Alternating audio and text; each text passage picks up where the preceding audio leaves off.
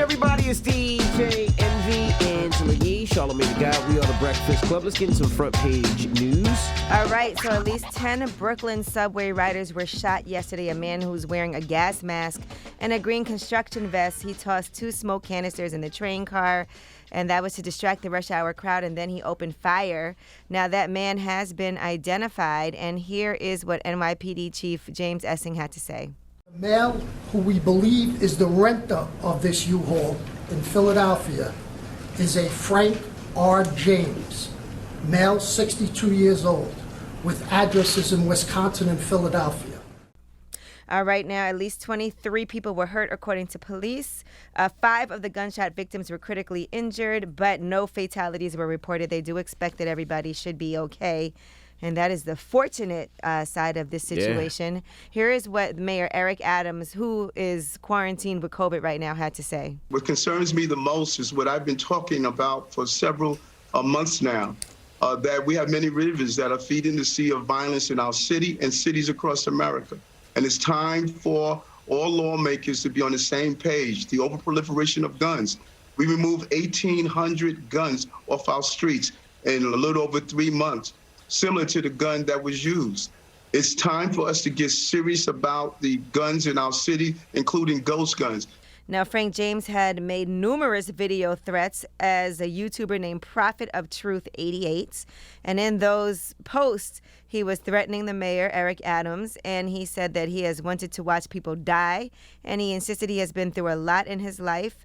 He said, this is why it's important to think about what you're going to do before you do it. Let us not forget, I've been through a lot of ish where I can say I wanted to kill people. I wanted to watch people die right in front of my face immediately. He also goes on to say that he is a victim of the mental health program, and he criticized Mayor Eric Adams for not doing more to combat homelessness. And they said the NYPD is increasing security for Mayor Adams after police discovered these videos. So he said he had a diagnosed mental illness, and he railed against what he calls the horror show of the city's mental health services. And he also talked about a race war and ranted about race issues. Oh, that's a 62-year-old man who the system failed. Like, he's clearly disturbed. And that sounds like a person who should have gotten help for his mental health issues a long time ago and didn't. And it leads to situations like this. And I don't know why this country thinks ignoring a problem will make it go away. They want to have all these conversations about guns, getting guns off the street, but guns don't kill people. Mentally disturbed people with guns kill people. Hurt people with guns hurt people. You think that's the first time that man has probably screamed out for help in his 62 years on this planet? He said he had a diagnosed mental illness. And he said he actually did go, and he was part of a mental health program, but he feels like he left worse than when he went in. Now, here is what an eyewitness had to say about the incidents on the train. We hear a loud bang and then followed by lots of screaming, and we see white smoke starting to billow and fill up the train car, and people running at the doors that separate the train cars and banging on them, screaming for help, almost like a horror movie.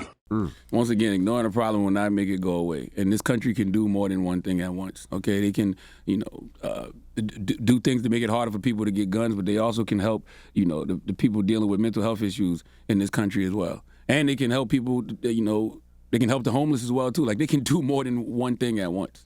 And it's going to come to a point where they're either going to have to, or they're going to keep feeling situations like this. All right, well, that is your front page news. Because I don't think y'all have noticed, but people are at their breaking point. All right. Okay? Get it off your chest. 800-585-1051. If you need to vent, phone lines are wide open again. 800-585-1051. It's the Breakfast Club. Good morning.